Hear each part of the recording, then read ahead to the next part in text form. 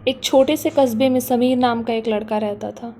बचपन में ही पिता की मृत्यु हो जाने के कारण परिवार की आर्थिक स्थिति बड़ी दयनीय थी।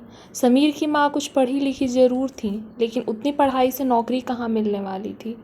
सो घर घर बर्तन मांजकर और सिलाई बुनाई का काम करके किसी तरह अपने बच्चों को पढ़ा लिखा रही थी। समीर स्वभाव से थोड़ा शर्मीला था और अक्सर चुपचाप बैठा रहता था। एक दिन जब वो स्कूल से लौटा तो उसके हाथ में एक लिफाफा था।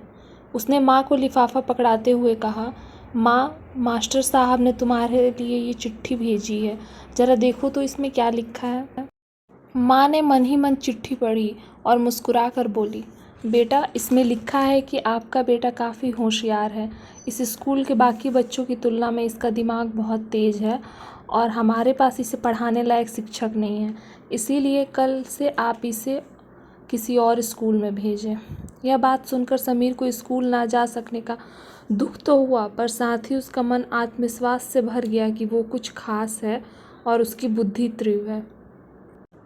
माँ ने उसका दाखिला एक अन्य स्कूल में करा दिया।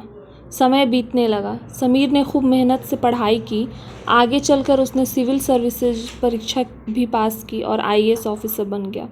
समीर की माँ अब बूढ़ी हो चुकी थी और कई दिनों से बीमार भी चल रही थी और एक दिन अचानक उनकी मृत्यु हो गई। समीर के लिए बहुत बड़ा आघात था।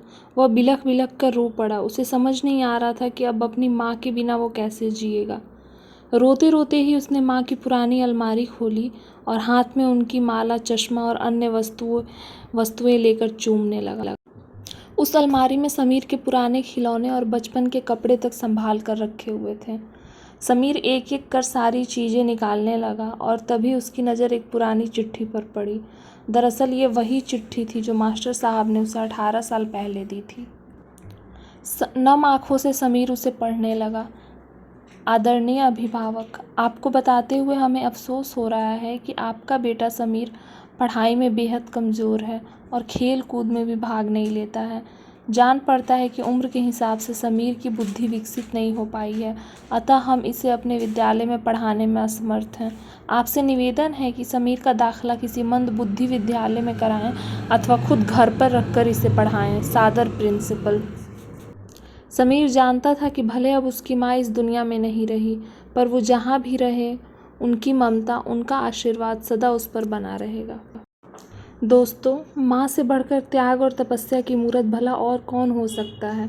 हम पढ़ लिख लें, बड़े होकर कुछ बन जाए, इसके लिए वो चुपचाप ना जाने कितनी कुर्बानियाँ देती हैं। अपनी ज़रूरतें मारकर हमारे शौक़ पूरा करती हैं। यहाँ तक कि संतान बुरा व्यवहार करे तो भी माँ उसका भला ही सोचती है।